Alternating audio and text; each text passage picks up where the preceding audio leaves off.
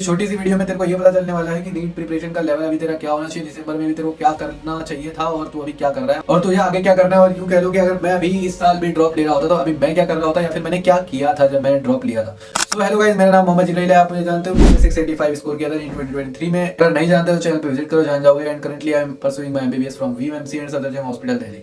तो वीडियो में व्यूज तो नहीं आएंगे, लेकिन अभी जो मोस्ट सर्च टॉपिक्स होंगे वो यही होगा कि how to crack NEET in 4 months या फिर 0 से 720 कैसे पहुंचे या फिर और इस तरह के टॉपिक्स। तो उसमें जो गाइडेंस दी जाएगी ना, मैं तेरे को ये बता दूं कि जो गाइडेंस देंगे वो तू खुद भी एनालाइज कर सकता है किस लेवल पे है। अगर तू ये तेरे को ये पता चलेगा तो तू समझ जाएगा कि हाँ तुझे क्या करना है आगे, तुझे अपनी स्पीड अप करनी है या फिर अपने आप को मेंटेन रखना है। तेरे को इस वीडियो में सब पता चल जाएगा। छोटी सी वीडियो है, अगर व्यूज नहीं भी आएगी तो भी इंपॉर्टेंट वीडियो है। अगर तेरे पास पहुंच रही है तो देख लियो। यार मेरे पास जब ये 4 महीने बचे थे, जब दिसंबर का मंथ था, तो मैं उस टाइम क्या कर रहा होता था, मैं ये कर रहा था कि मैं अपने सिलेबस को जल्दी से जल्दी चेस कर रहा था, कंप्लीट करूँ किसी भी तरह से। मैंने एक प्लान बना रखा था, रफ सा प्लान बना रखा कि मेरे को मिड फैब में या फिर मिड फैब तक कंप्लीट करना है। मैक्स मिड फैब या फिर जैन के एंड तक, मैं जैन एंड या मैक्स मिड फैब तक सिलेबस को कंप्लीट करने का सोच रखा था। और मेरा कंप्लीट भी हो गया था, मिड फैब से थोड़ा पहले ही हो गया था।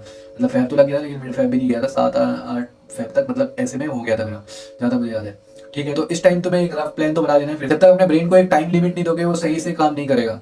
तो अपने करंट सिलेबस को मैं इस टाइम कंप्लीट कर रहा था और इसके साथ साथ ही मैं रिवीजन कर रहा था। क्योंकि अगर मैं रिवीजन लास्ट के 2 महीने में सिर्फ करूंगा सारी रिवीजन तो मेरा बहुत सारा रह जाएगा, जो कि मैं नहीं चाहता। ठीक है, तो इसलिए मैं इस टाइम भी रिवीजन कर रहा था। इसके अलावा मेरे पास जो वीक टॉपिक्स थे उनकी मेरे पास एक लिस्ट थी जो मैंने खुद बनाई थी।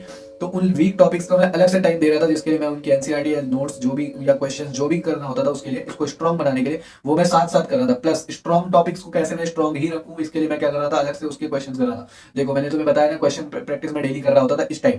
ठीक है, और इस टाइम मेरे जो क्वेश्चन का लेवल चल रहा था वो 60 to 80 के बीच में चलता था मेरा। 60-80 में क्वेश्चन इस टाइम कर लिया था आराम से।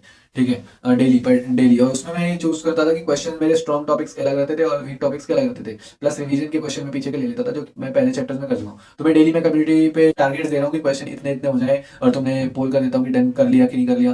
तो उस पर अगर तुम नहीं कर रहे हो अभी भी तो उस चैलेंज में जुड़ जाओ। मैं चैलेंज दिया था, ठीक है, 30 डेज का चैलेंज दिया। उसमें तुम्हारे बहुत ज्यादा प्रोडक्टिविटी तुम्हें दिखने वाली है, क्योंकि बहुत सारे क्वेश्चन तुम सॉल्व कर चुके होगे। बहुत सारे बच्चे फॉलो भी कर रहे हैं, जो नहीं कर रहे हैं भाई कर लेना। अगर फिजिक्स में अच्छा कर रहा है तो एटलीस्ट फिजिक्स को 1 महीना देख के देखो एक बार ऐसे करके, उसके बाद बताना। इसके बाद मैं अगर बताऊँ फिजिक्स में मैंने बताया ना, फिजिक्स में मेनली मैं क्वेश्चन प्रैक्टिस कर रहा था और उसके लिए मैं ये चीज़ फॉलो करता था।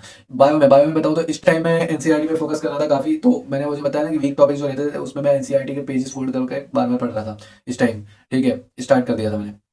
हाँ, और इसके अलावा अगर मैं केमिस्ट्री में बताऊँ तो केमिस्ट्री में भी जो रिवीजन चली थी वो मैं इस टाइम इनऑर्गेनिक का स्टार्ट किया था। मतलब इनऑर्गेनिक मैं इस टाइम कर रहा था। मतलब पहले तो 4 चैप्टर हो चुके थे मेरे, मेन मेन जो चैप्टर थे केमिकल बॉन्डिंग वगैरह, पीरियोडिक टेबल वगैरह, ये सब के जो भी चैप्टर्स थे मेन मेन वो तो हो गए थे इनऑर्गेनिक में। जो रटने वाला पोर्शन था थोड़ा पी ब्लॉक वगैरह उस टाइम आता था, एस ब्लॉक वगैरह, उनकी रिवीजन में इस टाइम से स्टार्ट कर चुका था। क्योंकि लास्ट में ही करना होता है ज़्यादातर, क्योंकि वोलेटाइल होता है। इससे मैं पहले ही फिजिकल कर चुका था, तो इसलिए फिजिकल और ऑर्गेनिक लगभग हो गई थी ऑलमोस्ट। केमिस्ट्री में थोड़ी बहुत जो बची थी ऑर्गेनिक और इनऑर्गेनिक इस टाइम कर रहा था मैं। ठीक है, और इसके अलावा अब मैं, हाँ, इस टाइम भी मैं टेस्ट तो लगातार दे ही रहा था, कंटिन्यूसली स्टार्टिंग से ही दे रहा हूँ, जो कि वीकली दे रहा था।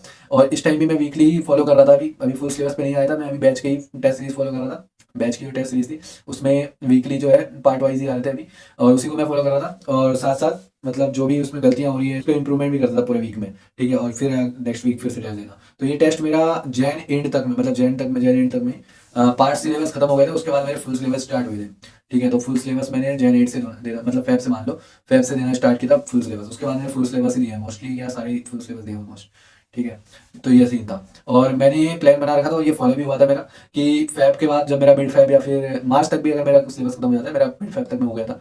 ठीक है, तो अगर हो जाता है तो उसके बाद मैं फुल सिलेबस टेस्ट दूंगा। और पहले मैं कैसे करूँगा, 3 दिन में एक टेस्ट दे दिया, उसके बाद मैं अल्टरनेट टेस्ट देने लग गया था, अल्टरनेट डे पे टेस्ट देने लग गया था। उसके बाद लास्ट के मंथ मैंने हर डे भी दिया है, पर डे तुमने एक टेस्ट दे रहे हो तो वो भी चलेगा, क्योंकि मैंने वो भी दिया। वो काफ़ी बेनिफिशियल रहता है। ऐसा कुछ नहीं है कि तुम्हें डेली टेस्ट दोगे तो क्या होगा, ये कुछ मत सोचा करो इतना। ओवरऑल प्लानिंग भी ये थी और मैंने इसको फॉलो भी किया था। और उसके बाद मैंने 685 स्कोर किया, तुम जानते हो।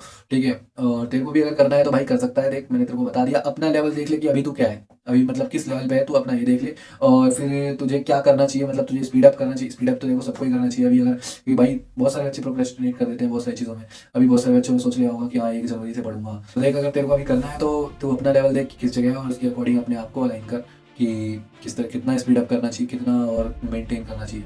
ठीक है, तो यही था इस छोटी सी वीडियो में। चलता हूँ, इस वीडियो से भी मिलूंगा फिर कभी, तब तक के लिए बाय बाय।